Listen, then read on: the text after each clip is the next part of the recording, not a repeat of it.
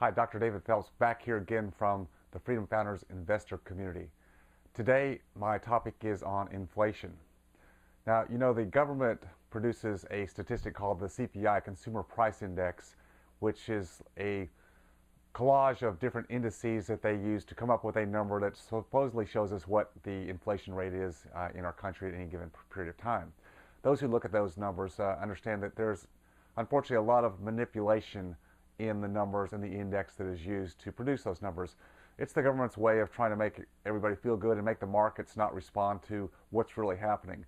You and I both know that the cost of living in the elements that matter to us, our everyday living and what we spend money on, both today and the future, those costs are rising very rapidly.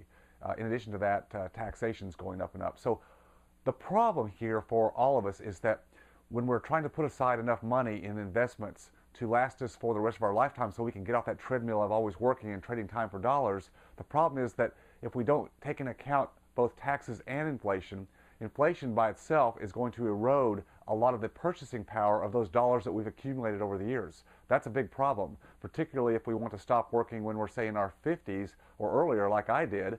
Then what does one do about inflation? And if we're only getting a rate of return of 2% or less in very conservative money markets or CDs?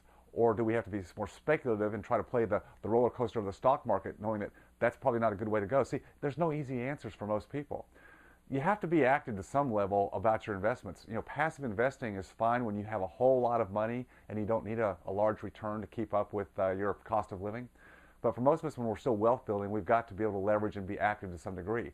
Now, I found that real estate, especially single-family real estate, was bar none the best way for me to build my wealth and produce lifetime income streams that would last me not only today when I'm still, I think, relatively young, but also for many years to come. God willing, if I live into my 90s, which I hopefully will do.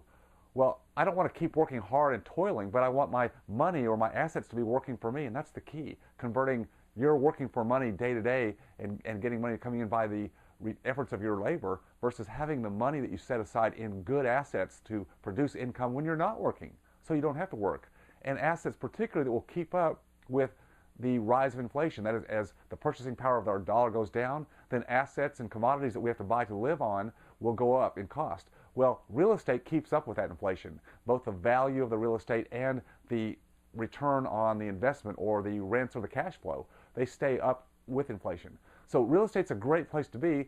The next question you probably have is, okay, great, David, I get it, but I don't want to be a landlord. I don't want to buy investment property and have to fix it up and deal with contractors and all the things go with it. You don't have to. And you can still do it safely with security and peace of mind and still get great returns and have that inflation index. Want to know more? Just go to freedomfounders.com. That's www.freedomfounders.com. Got some information about the investor community that we have, what that's about, and maybe it's right for you, maybe it's not, but if you think it is, just fill out the short survey there, and I'll be glad to talk to you on the phone and tell you more about what we're doing to help others in small business and professional practice reach their true dreams of freedom and peace of mind for themselves and their family.